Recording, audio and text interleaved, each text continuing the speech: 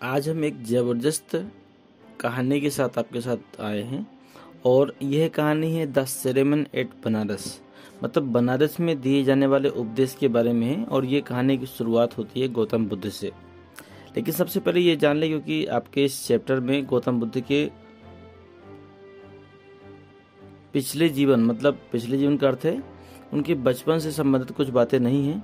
तो मैं आपको बता दूं, गौतम बुद्ध जो थे उनके पिता का नाम राजा शुद्धोधन था और उनकी माता का नाम महामाया था। और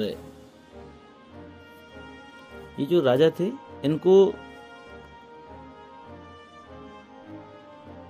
इस राजकुमार के जन्म के पहले कुछ भविष्यवाणियां हुई थी।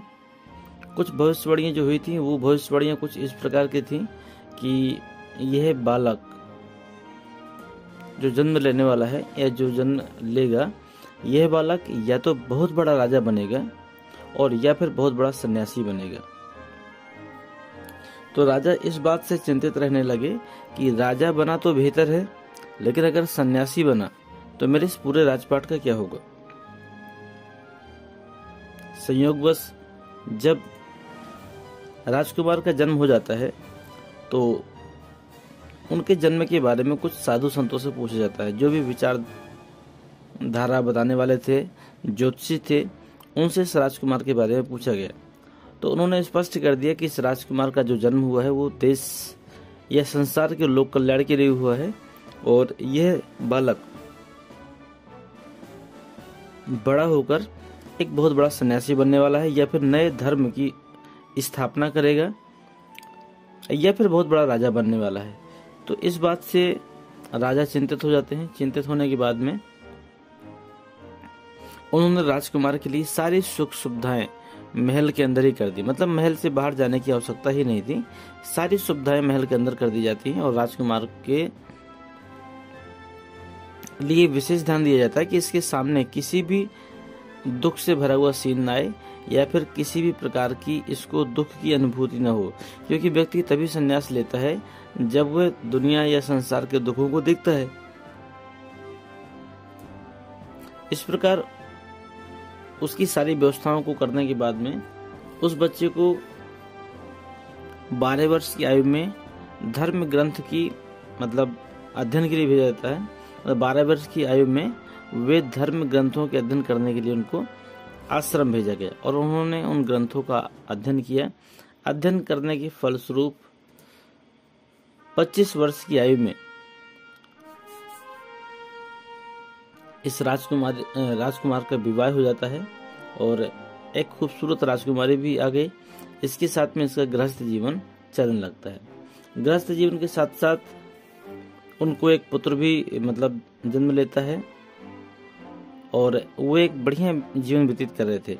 वो संसार के मोह माया में फंसे हुए थे। उन्हें दुनिया की जो रीति रिवाज थे, दुनिया के जो कष्ट थे, उनके बारे में उन्हें कोई भी जानकारी नहीं थी, क्योंकि उनसे उनको दूर रखा जाता था और जितनी भी सुख सुविधाएं हो सकती थी मैक्सिमम राजा उनको देने का प्रयास करते थे। एक बार राजकुमार जंगल जाते हैं। उस जंगल में मेन पर्पस उनका शिकार करना था। मतलब वो शिकार करने के उद्देश्य से जंगल जाते हैं और जंगल जब जाते हैं तो उन्हें एक व्यक्ति ऐसा दिखाई देता है जो व्यक्ति बहुत ही दुर्बल है। एक बूढ़े व्यक्ति को देख लेते हैं, या फिर ये कह सकते हैं एक बीमार व्यक्ति को देखते हैं और जैसे ही बीमार व्यक्ति पे नजर पड़ती है उनका मन विचलित हो जाता है। अगली बार जब दोबारा उनका जंगल का दौरा होता है शिकार के दौरान, तो फिर से वो देखते हैं किसी ऐसे व्यक्ति को जो अत्यंत बूढ़ा है, कमजोर है। और इसके बाद में वो एक दृश्य और भी देखते हैं जब किसी मृत व्यक्ति को जलाया जा रहा होता है। मतलब मृत व्यक्ति के अंतिम संस्कार को भी देखते हैं। इन सब चीजों को देखकर उनका मन पूरी तरह विचलित हो जाता है और फिर एक दृश्य और भी वो देखते हैं। वो दृश्य होता है भीख मांगने का। मतलब वहां से वो एक भिक्षु को और लोगों को भीख मांगते हुए देखते हैं। ये सारे दृश्यों को देखकर उनका मन पूरी तरह विचलित हो जाता है और वो समझ जाते हैं कि संसार में यदि हमने जन्म लिया है तो इसका कुछ ना कुछ उद्देश्य है और वो इन कष्टों के निवारण के लिए अपने गृहस्थ जीवन को छोड़ देते हैं। गृहस्थ जीवन को छोड़ने के बाद में उन्हें एक ऐसे जीवन की तलाश थी, या फिर उन्हें एक ऐसे प्रकाश की तलाश थी जिससे वे पूरे दुनिया में उजाला कर सके। मतलब ये कह सकते हैं हम, उन्हें ज्ञान की तलाश थी। वह ज्ञान को तलाशने के लिए या फिर एक सही रास्ते को पहचानने के लिए उन्होंने सारी दुनियादारी छोड़ दी, घर परिवार को छोड़कर वो निकल पड़ते हैं। मतलब 25 वर्ष की आयु में मैंने आपको बताया था कि 12 वर्ष की आयु में उन्होंने हिंदू धर्म ग्रंथों की अध्ययन के लिए भेजा गया था। इसके पश्चात उनका विवाह हो गया था और 25 वर्ष की आयु तक उन्होंने पूरी तरह अपना जीवन सही रूप में बिताया। और 25 वर्ष के बाद में जब इन सब चीज़ों को देख लेते हैं, उनका जो ध्यान है बिल्कुल विचलित हो जाता है और वह ब्रह्म ज्ञान की तलाश में निकल पड़ते हैं। ब्रह्म ज्ञान क्या होता है? ब्रह्म ज्ञान का मतलब एक ऐसा ज्ञान जिससे वे पूरी दुनिया को प्रकाशित कर सके। जो ये बुद्ध थे, ये शुरुआत में 7 वर्षों तक भटकते रहे। 7 वर्षों तक भटके। 7 वर्षों तक भटकने के बाद में उन्हें कहीं पर भी वह सुकून नहीं मिला जिसकी वो तलाश में थे, और लास्ट में वो एक अंजीर के वृक्ष के नीचे, हालांकि किताब में पीपल ट्री दिया गया है,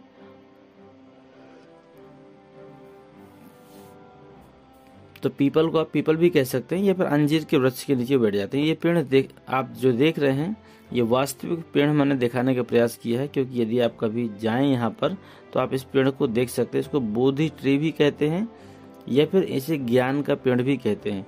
तो इसी वृक्ष के नीचे लोग ये बैठ जाते हैं, जो ये बुद्ध थे इसी वृक्ष के नीचे बैठ जाते हैं और एक प्रतिज्ञा करते हैं कि जब तक मुझे ब्रह्म ज्ञान की प्राप्ति नहीं होगी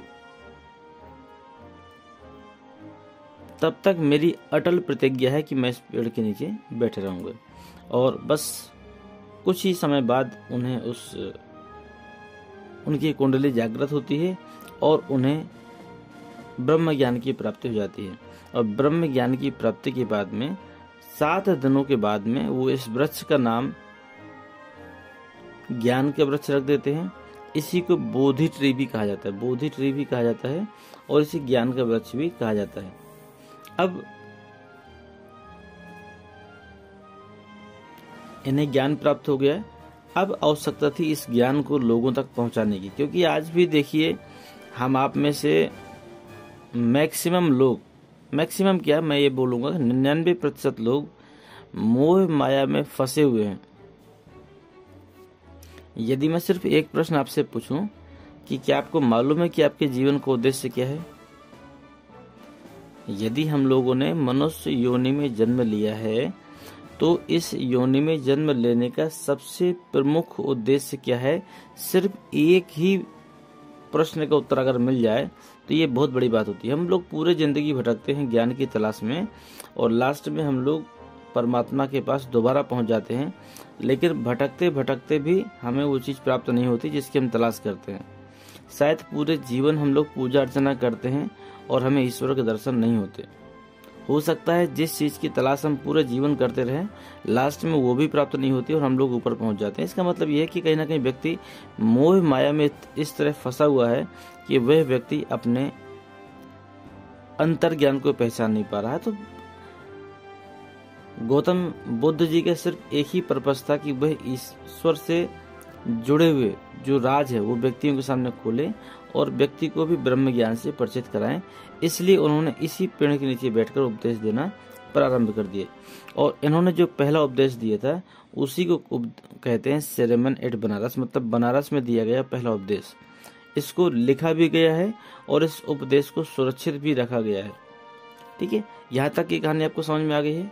इसके बाद देखते हैं, इसके बाद में जो गौतम बुद्ध थे वो वहीं पर बैठ के अपने विचारों का आदान प्रदान करने लगते हैं। वो उसी जगह बैठकर अपने विचारों का आदान प्रदान करते हैं और वहां से कहीं ना कहीं वो फेमस होना भी स्टार्ट हो जाते हैं। मतलब लोग उनको समझने लगते हैं, लोग उनके पास जाते हैं, कुछ लोग उनके अनुयायी भी बन जाते हैं। ये सब चीज़ें चल रही होती हैं। तभी एक घटना घटित होती है कि किसी गांव में एक महिला थी और उस महिला का एक बेटा भी था। मतलब एक महिला थी, उसका एक पुत्र भी था, लेकिन उस पुत्र की किसी प्रकार से मृत्यु हो जाती है।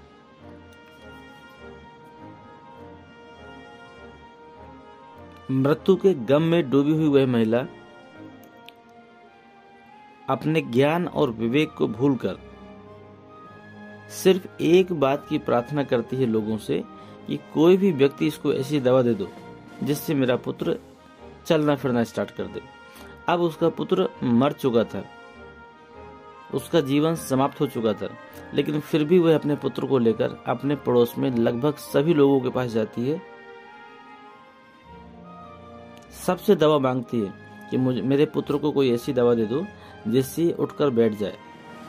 मतलब उसकी इस स्थिति को देखकर जो वहां के लोग थे, कुछ लोग तो उसके ऊपर हंसते हैं और कहते हैं ये पागल हो चुकी है, क्योंकि जो पुत्र मर गया है उसको कैसे जिंदा किया जा सकता है, ये बात बोलते हैं, लेकिन उसको विश्वास नहीं होता है और वह इस पागलपन में लगातार भटकती रहती है।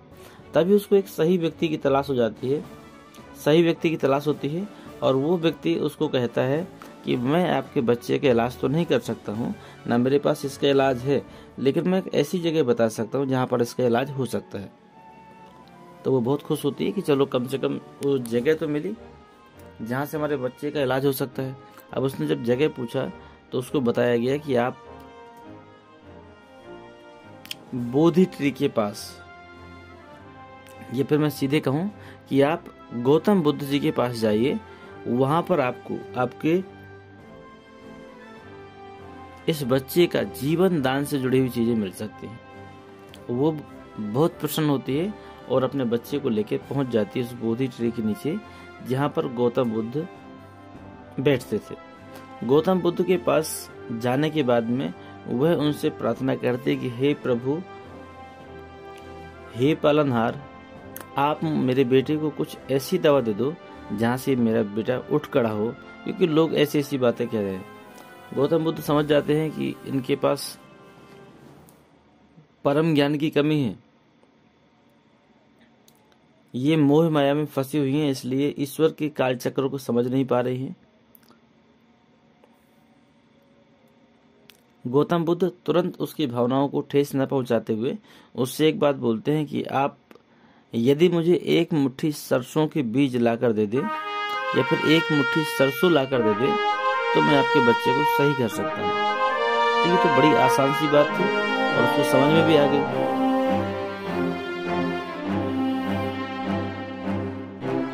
कि एक मुट्ठी सरसों से यदि मेरा बालक जीवित हो सकता है तो मैं एक मुट्ठी सरसों लेकर आपको दूंगी।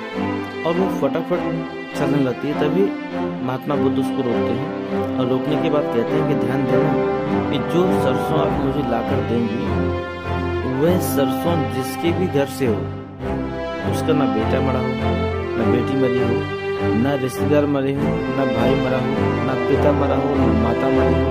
मतलब कहने का अर्थ ये कि वह सरसों के बीज उसी घर के होने चाहिए जिस परिवार से कोई भी व्यक्ति मृत्यु को प्राप्त नहीं हो। इतनी बातें सुनकर वो गांव पहुंच जाती है और गांव पहुंचने के बाद में सभी लोगों के पास मांगता है, लेकिन हर व्यक्ति कह देता है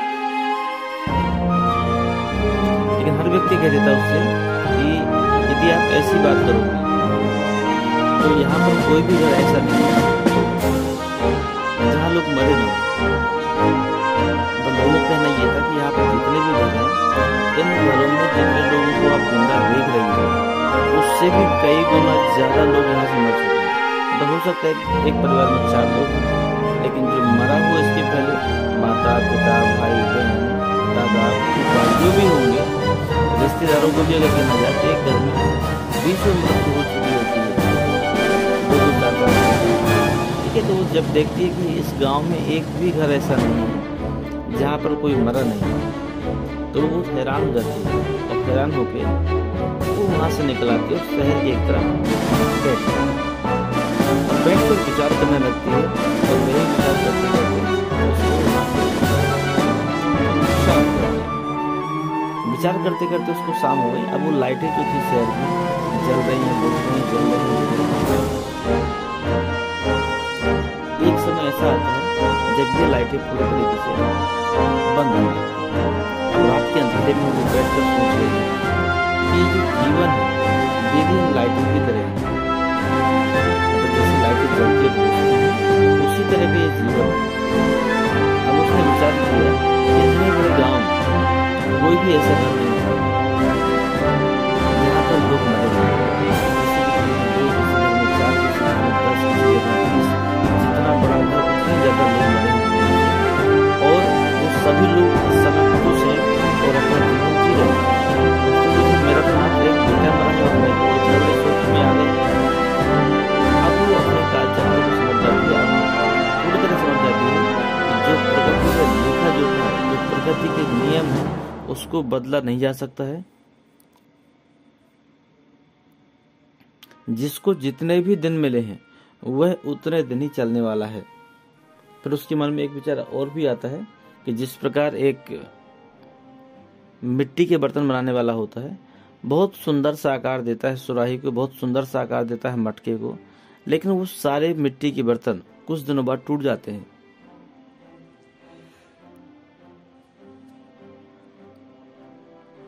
इस तरह बहुत सारी कहानी उसके मन में चल रही होती हैं। अब यहाँ से उसको ज्ञान की प्राप्ति हो जाती है। वो समझ जाती है कि जो हमारा बेटा है वह इस समय परम तत्व में विलीन हो चुका है और यही प्रकृति के नियम है, इसके साथ कोई भी बदलाव नहीं किया जा सकता है। अब यहाँ से उसे ज्ञान हो जाता है। वो सोचती है कि न कोई बेटा अपने बाप को बचा सकता है, न कोई बाप अपने बेटे को बचा सकता है, न कोई पत्नी अपने पति को बचा सकती है, न पति पत्नी को बचा सकता है, न कोई रिश्तेदार किसी को बचा सकता है, न कोई रिश्तेदारों को बचा सकता है। इसका मतलब ये रहा कि इस दुनिया में जितने भी लोग नश्वर हैं, नश्वर का मतलब जिसने जन्म लिया है उसकी मृत्यु निश्चित है। ध्यान देना, जिसने भी जन्म लिया है उसकी मृत्यु निश्चित है।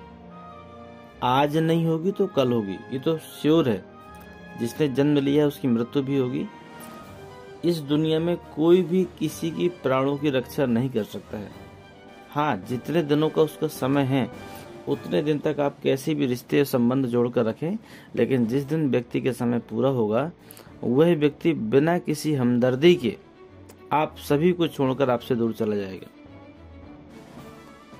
ठीक है, ये सारी बातें सोच रही होती है। फिर इसके बाद में उसको समझ में आ जाता है कि जो प्रकृति के नियम है उसी के अनुरूप हमको चलना चाहिए।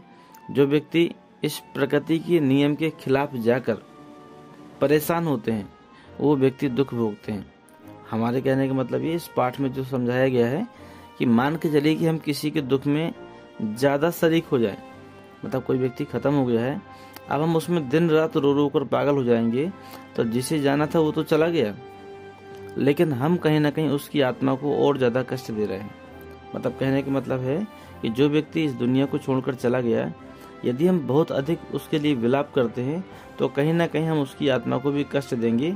और सबसे बड़ी बात कि जिसे जाना था वो तो चला गया, लेकिन हम अपने आप को बीमार कर लेंगे, पीले पड़ जाएंगे और कहीं ना कहीं उससे हम लोग बीमार भी हो सकते हैं। तो इसलिए ध्यान देना चाहिए कि किसी के रोने से और न किसी के दुख करने से मस्तिष्क की शांति प्राप्त नहीं हो सकती है। ध्यान देना, आप इस बात को, बहुत खास बात इसमें बोली गई है, न तो किसी के रोने से और न दुखी होने से किसी के मन की शांति नहीं मिल सकती है। इसके विपरीत उसकी पीड़ा और बढ़ जाएगी। यदि हम किसी भी कष्ट को देखकर रोते हैं या दुख करते हैं तो रोने और दुखी होने से किसी के मन की शांति नहीं मिलना है। जैसे कि आप देखते हैं कि किसी भी व्यक्ति का जब अंतिम संस्कार होता है, व्यक्ति गुजर जाता है, तो परिवार वाले बहुत शोक में होते हैं। शायद उस दिन बहुत रोना होता है, सबको रोना आता है, बहुत तकलीफ होती है, क्योंकि जिस इंसान ने आपके साथ पूरे जीवन व्यतीत किए, आपके साथ 10 साल, 15 साल, 20 साल, 25 साल, 30 साल, 40 साल, 50 साल, 60 साल, हम तो मानते हैं 100 साल भी आपके साथ रहा, जिस दिन वो आपको छोड़कर जाएगा तो ये मान के चलिए कि दुखों का पहाड़ आपके ऊपर टूट पड़ता है। लेकिन आप बताइए कि क्या आपके दुख करने से क्या वो व्यक्ति वापस आ जाएगा? नहीं आ सकता है। तो नहीं आ सकता है तो दुख तो है, लेकिन उस दुख को बहुत अधिक बढ़ा देने से कहीं ना कहीं हम अपने आप की क्षति पहुंचा लेते। यही गौतम बुद्ध समझाना चाहते थे। ठीक है, तो इसलिए उन्होंने कहा है कि इस दुनिया में जिस व्यक्ति ने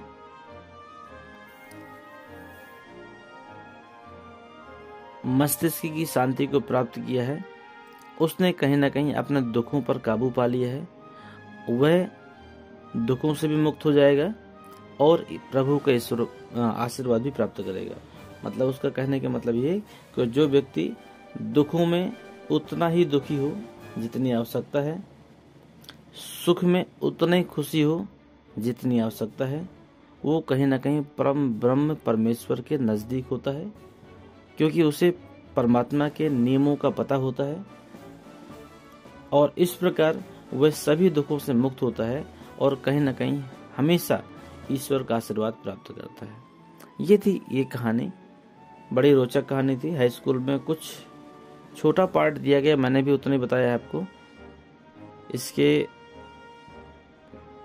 पीछे बहुत सारी बड़ी कहानियां हैं, तो और गौतम बुद्ध से जुड़ी हुई हजारों कहानियां हैं। गौतम बुद्ध के साथ उंगली माल की भी कहानी है, और भी राजा शुद्धोधन के 7 स्वप्न थे। ये सारी अलग अलग कहानियां हैं जो आपके सिलेबस में नहीं है, इसलिए हमने आपके साथ डिस्कस नहीं किए। लेकिन ये एनिमेटेड वीडियो आपको कैसा लगा आप जरूर बताइए। अगर अच्छा लगा हो तो आप सब्सक्राइब करिए। इसके अलावा 2 चैनल की मैं आईडी आपको बता रहा हूँ। यदि आप लोग साइंस से जुड़ी हुई, चाहे वो 9 हो, 10 हो, 11 हो, 12 हो, यदि विज्ञान से जुड़ी हुई कोई भी वीडियो चाहते हैं तो आप @science वाला 2023 ये आप डायल करिएगा या फिर ये टाइप करिएगा सर्च बॉक्स में, तो आपको ये चैनल मिल जाएगा। यदि आप इंग्लिश सीखना चाहते हैं तो आप इंग्लिश वाला 821 मात्र इतना डालेंगे @ लगाकर, तो आपको ऑटोमेटिक ये चैनल मिल जाएगा। इसके साथ ये दोनों लिंक आपकी डिस्क्रिप्शन में भी हैं। और भी कोई सपोर्ट चाहिए तो मेल आईडी दी है, आप ले सकते हैं। इसी के साथ हम अपने वीडियो को समाप्त करेंगे। मिलेंगे हम आपसे अगले वीडियो में एक नई कहानी के साथ में और जबरदस्त उत्साह के साथ।